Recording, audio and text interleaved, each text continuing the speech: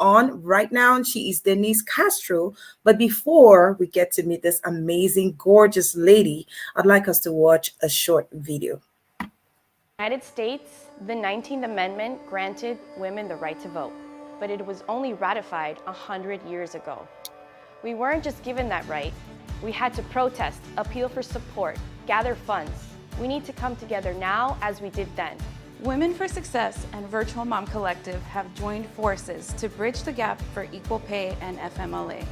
Although women have come a long way, men still out-earn women and are more valued in the workforce. We want to bring women together again, like we did to earn the right to vote. Join us for High Tea, where we're asking for higher standards and higher pay for women in the workforce, because together we can bridge the gap for equal pay and FMLA. Here on September 18th, we're going to be at the Enchanted Dollhouse with other like-minded queens celebrating the centennial of our right to vote. To learn more, visit virtualmomcollective.com. See you soon, queens! Oh, cheers! All right, so let me bring on the screen right now. Let's play the drum rolls and let's bring Denise Castro to the set. Hello. Oh, hi. How are you? Great. How you doing, Queen? How you doing? I'm doing fabulous. How are you? I am amazing, and it's a wonderful pleasure to have you on the show today. How are you? Good. I am glad it's almost Friday. I know it's almost Friday, and I know that we were just talking backstage, and you heard the kiddos screaming in the living room, and you're like, Yeah. "Are those kiddos?" I said, Yeah. "Yeah, they are." Yeah. They always find a way to make their voices heard somehow, but that's who Always. we are as moms, right? Exactly. They're part of the audio, as I said before. I know. I love that. I love what you just said, that they're part of the audio. That's exactly who they are. So, Denise, tell us a little bit about you. So I'm Denise. I'm one of the founding mothers of the Virtual Mom Collective. I'm also a managing partner at a construction firm called Neucor Construction. By day, I wear the hat of mom and career woman at the same time. I'm a photographer. I had my own business for a while now, for 10 years. And it's more of a passion hobby that started a long time ago. So I wear many hats, as all mothers do, right? We never have one hat. It's like we pick one up and we trade constantly. So that's a little bit about me. Oh, that's amazing. Thank you so much for choosing to spend this time with us and for being part of, uplifting women, because being a woman, it's a lot more difficult than what people think. Like there's so much more that we deal with, especially when we start having those babies. We get pregnant, we deal with all of that. And a lot of times women get laid, they get laid off. They lose their jobs because they become mothers. And that is a whole big problem that you are advocating against. So tell us, is there a particular story or an experience that you went through that pushed you to want to really stand up for mothers who are going through this? Yes, absolutely. It really speaks to my own story when I, first became a mother and I was pregnant, and I luckily was able to receive FMLA, 12-week paid, and then return to the workforce. And then I quickly realized that that is completely unsustainable for, somebody that I was before, which is the career woman. Mhm. And it was difficult to sort of wear the two roles side by side in such a short period of time. That postpartum phase is very sacred. It's very, something that should be honored for more than 12 weeks so that Yeah. we can bond with our children and then be physically and mentally able to return to the workforce with, strength and ability. And so when you first become a mom, if you don't have a support group, which many of us don't, Yes. in place, you feel completely lost and you feel like you have to make the choice, like I cannot continue to work because the childcare is unaffordable, the hours are unreasonable, the flexibility isn't there for us to say, hey, I can resume this role should you, one, allow me a little bit more time to come back to work, or two, support me financially with Yes. maybe my salary while I'm gone. So there's 60% of women, 40% of women who are not eligible for FMLA right now. Yeah. That's across the United States. That's a big number. That's a really big number. Yeah. So, what the Virtual Mom Collective does is we try to bring the voices of just the average mother who navigates the same thing, whether she works for a company who can help her, support her, or they're a business owner of their own and may not qualify for, paid leave. So it's important because I'm a woman and I honored my career. I went to school and we thank God I put all this time into spending this money and into better my education. And, when you become a mom, you just don't want to let that go either. It should be, career and children and everything and achievements. It should be things that go side by side. Yeah. Wow, So that's really amazing that you took up, you wanted to really help other women who are going through similar situations, who become mothers and then they get confused about what to do. I'll tell you, just when I posted, I put up the post announcing that you're going to be a guest. I have a friend who reached out to me really quickly and she was like, oh my gosh, I like what she's saying because she had a situation. She actually lost her job after becoming a mom. So she said she had a difficult pregnancy, had a baby early, which means that she had to stay in the hospital for a couple weeks before having the baby. And then the very first week that she went back to work, she lost her job. And that was so sad. I really felt bad for her. And she was really upset. And she told me that the crazy thing about it is her boss is a woman. And so that brings me to ask the question, like, are we women, hitting the nail harder on our own sisters? What do you have to say about that? I think it's true, and I think it's a generational difference, right? We're not understanding that we've come a long way, and it's not a very sustainable system or supportive system. So something that may have worked like in the 80s and 90s because it was the norm Yeah. doesn't mean it's applicable to the millennial of today or the woman who really does not take like no for an answer. Like it should not be that way. It should not have to make, you shouldn't have to make that sacrifice or say, hey, because you had kids, you're not able to take this workload with maybe what happened to your friend and then, be penalized and punished. Yeah. So as women, we need to recognize that these, systemic issues were put in place and they're not advocating or helping for progress. So Yes. it's like identifying, maybe that worked for you back in, 91, 92, because it was the norm. That's no longer the norm. We're in almost 2022, it's been 100 years since we got the right to vote and we have Yeah. a lot of work to do, still. So Oh my gosh. It's just really disheartening. A lot of us are fighting for women to really get their power, speak up, share their stories, their journeys, because we know that once the babies start coming, a lot of women, they lose it. They lose their faith, their confidence, their courage. They think everything is over. And just look at COVID. What happened with COVID? More women were forced to leave their jobs to be home with the kids.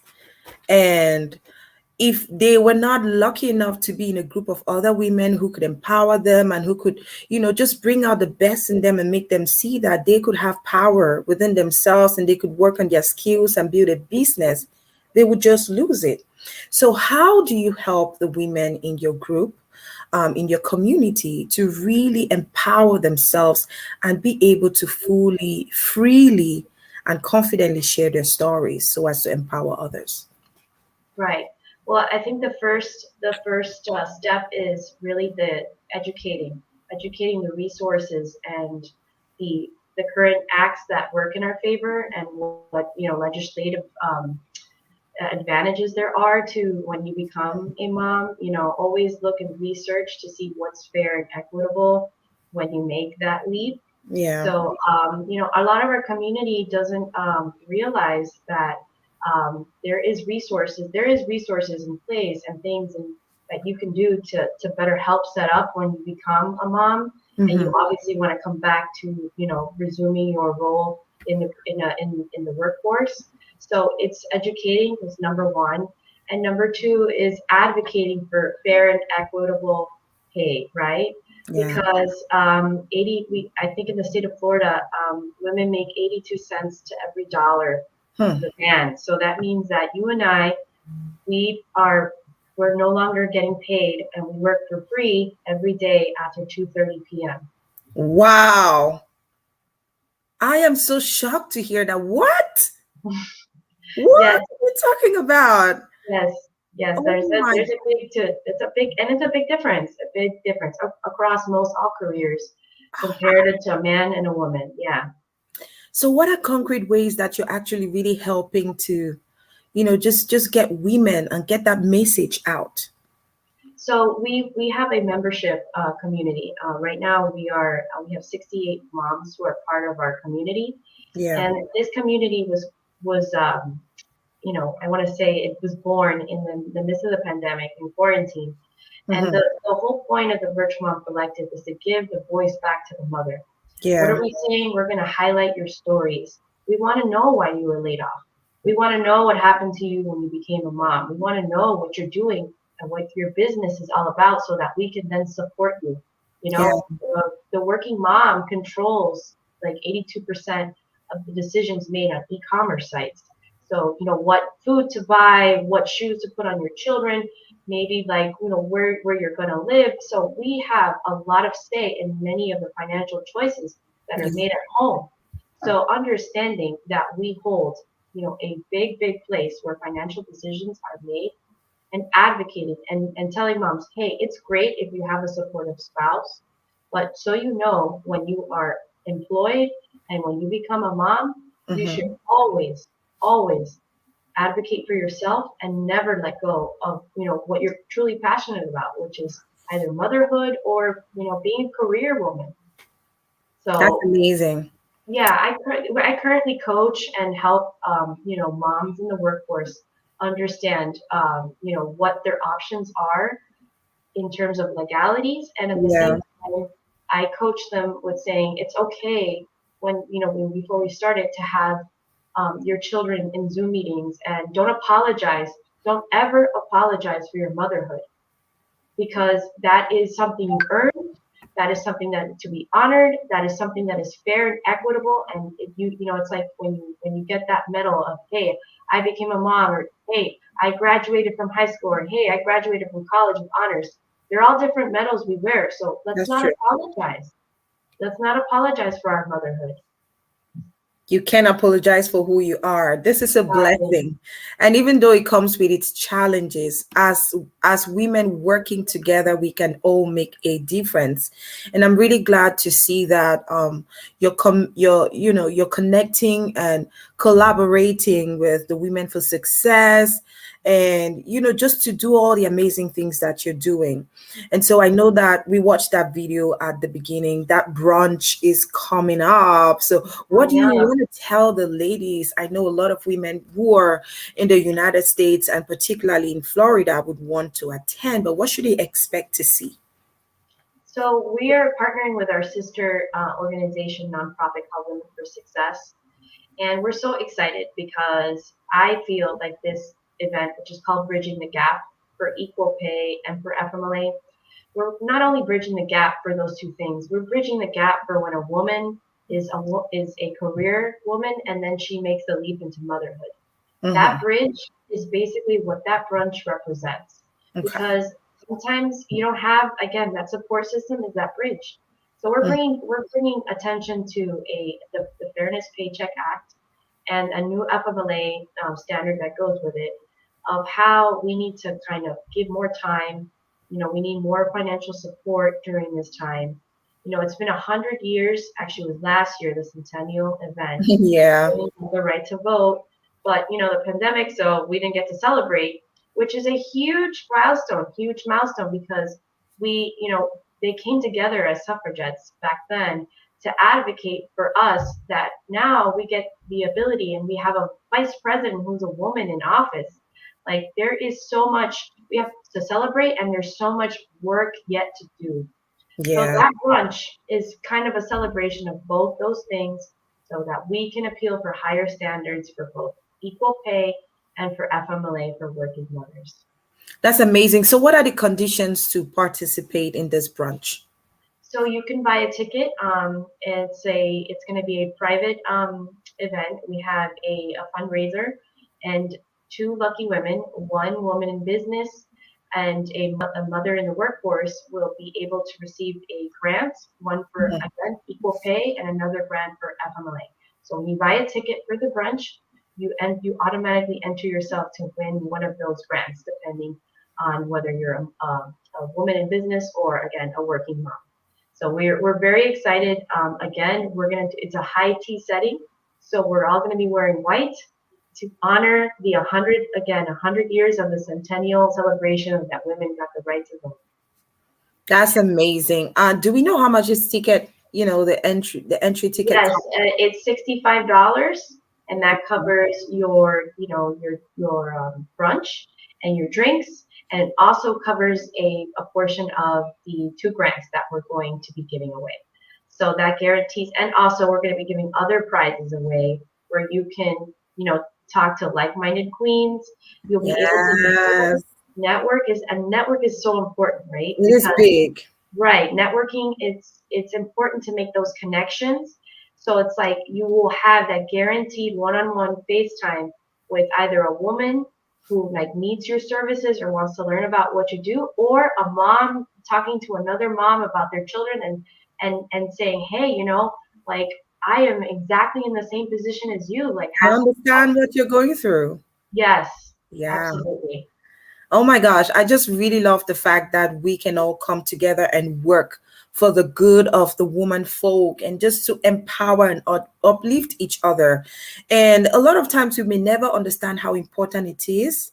But when you see the number of women who are being depressed, who are losing their lives because they didn't know what to do, then you understand that we cannot stop talking. We cannot stop advocating. And I like what you talked about, the fact that connecting with other women, and just sharing what your experience is and what you're going through, you could help not just yourself, but your community as well. And then you get to meet a great network of women who become sisters. Exactly. Sisters, this is just the biggest thing, and the moment I started understanding the power of connecting and networking and just opening up to other communities, that became so powerful.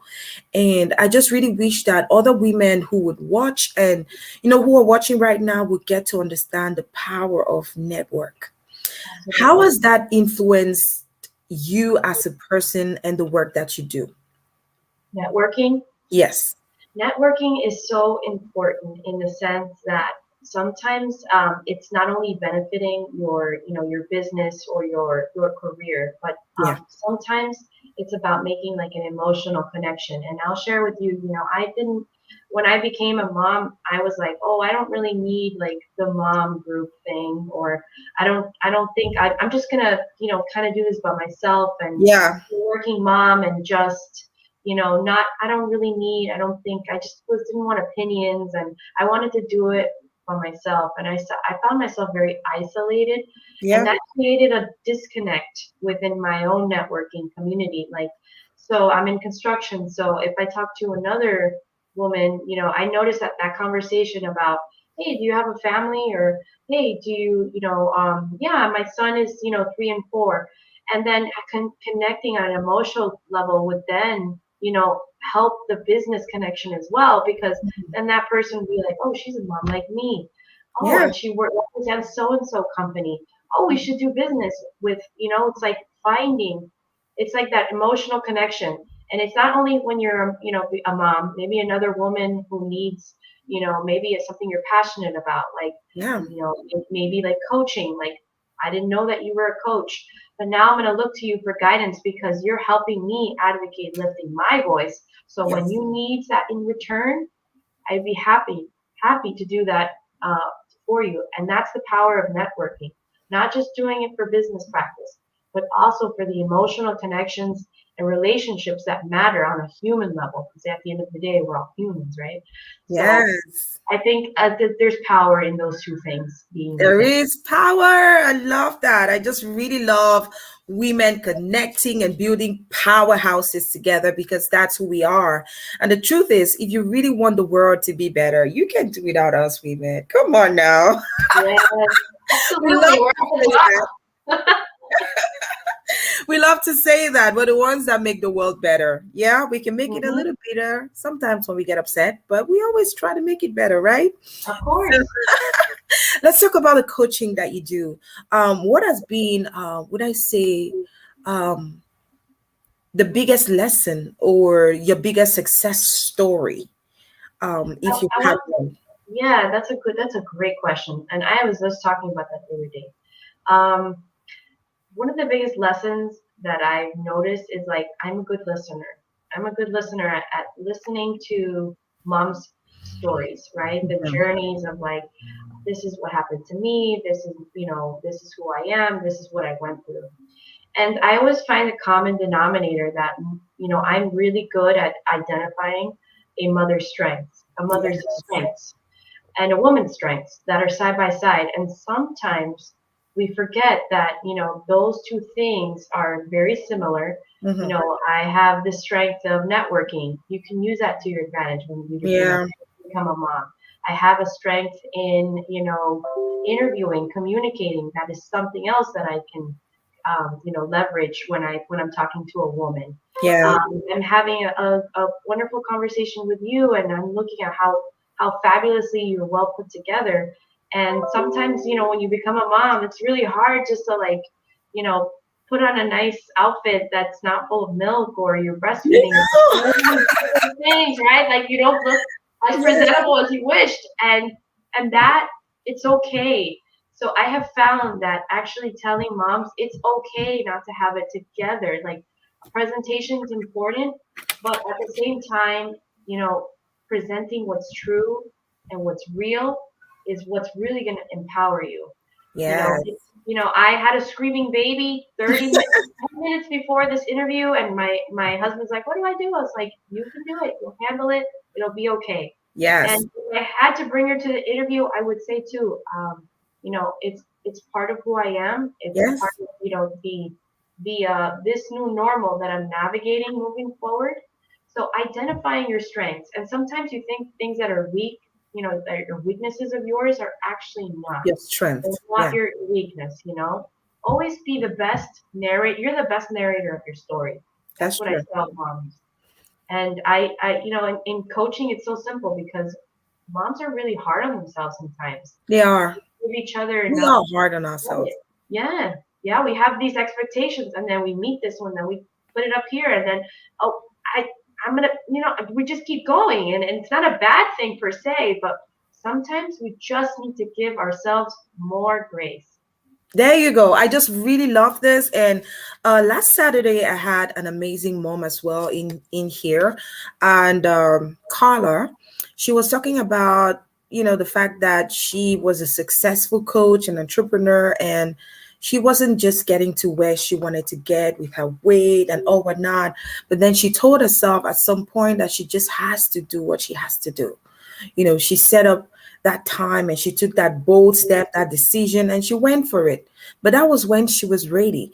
And so it's important for other women to understand that you need to be ready psychologically, mentally. And if you cannot do it, there are sisters. If you find the right circle of women that you can lean on, that you can talk to, you will get that encouragement. You get that empowerment that you need. You get that strength that you need, just to support you throughout this journey because every woman's story is different. Every woman's journey is different. But if we work together, we can do so much better together. All righty. So before we go, what would you like to tell the beautiful queens who are watching, maybe who catch on later, something empowering that they can live on? This is the beginning of the month, something Yes. empowering that can take them through this month of September. Yes, I want to say that never underestimate your worth. You're worth more than your weight. You're worth more than your workload. You're worth more than the hours that you put in front of a screen. you have so much to offer the world. You know, your story is precious and it's the best sales tool you'll ever have because, again, you are the master of your narration. So, you know, speak your story, empower yourself, queen. When you feel like you don't want to wear the crown, don't worry, we'll help fix it for you and place it back on your Yes, head because that's what women do. We empower yes. and uplift each other. And moms, we love to hear people cry sometimes. We deal with babies all the time. So you know what? We are masters of comfort. Yes. So, you know, let us be the masters of comfort for you. And I'm just so thankful. Thank you very much for having me and allowing me to give some insight on my personal journey. I want to say thank you for doing what you do because it takes a lot of courage to go out of yourself and want to help the next person. Like you said, when you became a new mom, it was hard for you. You just thought you could do it by yourself until you understood that working together with other women was even better than just struggling by yourself.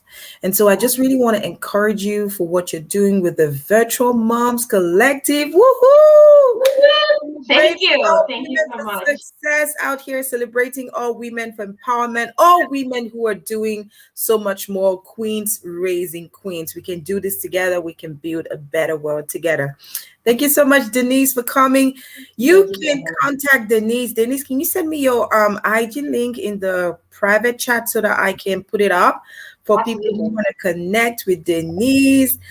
She's out here advocating for women and mothers to share their stories and journeys. Okay, whatever it is that you're going through, you're not alone. You're not alone. Just talk to somebody, talk to a woman like you, talk to somebody who can understand you and who can support you through that journey. Okay, you can do it alone, I know, but we can do it together better. Together. Okay, so I'm just gonna put up Denise's Instagram right there. It's just at the Virtual Mom Collective. One word. Please connect with her. She's doing wonderful things for women, and they have that brunch that's coming up, ladies. I wanted to ask. Is there a possibility for people to watch virtually, say if they're not in the US but they really want to be part of it? So we actually know we had so this is going to be our in-person event only. Our Okay. virtual centennial celebration was last Saturday. So we had two, Oh, but we have lots of we always do. We'll always have virtual events because we're the Virtual mhm. Mom Collective, and we'll continue to do hybrid events. So virtual and in-person events, you know, kind of navigating these weird times that we're living right now. Yeah. All right, but then you need to follow up with the Virtual Mom Collective just to know whenever something else is coming up. They always have amazing things happening on there for women. And as you already saw, I've been talking about what she does. She is so passionate about helping women, empowering moms to speak up about their own stories. Her journey to motherhood is what sparked her venture into writing. She's an advocate for gender equality in the workplace for women and treating gender diversity like the business priority it is, promoting self worth, empowerment for working mothers through her initiative and community, the Virtual Mom Collective. So, ladies and gentlemen, that was who we're talking to today. The gorgeous Denise. Thank you so much for your time. Thank you for empowering women today and for all you do. Keep up the good work. Thank you so much. I hope to see you at the brunch. Yes, I'm really hoping that I can make it because it's in Florida and I'm in Pennsylvania, but let's see what happens. I really want to make it. So, fingers crossed. Fingers crossed. Fingers crossed. It's Excited. I warm. would It's love warm to and come. sunny. Oh my gosh, I would love to come. This is just, it's just amazing to see what women can do together. And I know it's going to be magical. So Yes. let's remind the ladies out here, this brunch is happening on the 18th of September. Mm-hmm. Yes, At 2 yes, yes, o'clock yes. at the Enchanted Dollhouse in Woohoo! Miami, Florida. All right. So before we go, we're gonna watch that video again, but I will let Denise go because I know she has to go cater for the babies. And then we're gonna end watching that video. Thank you so much, Denise. Have a Thank wonderful you rest so of much. your day. God bless you. All right, ladies and gentlemen, I'm just going to put on that video again. For those of you who missed it in the beginning, let's see a recap of the video. The invite to this amazing brunch with Denise and the Women for Success. In the United States, the 19th Amendment granted women the right to vote, but it was only ratified 100 years ago. We weren't just given that right.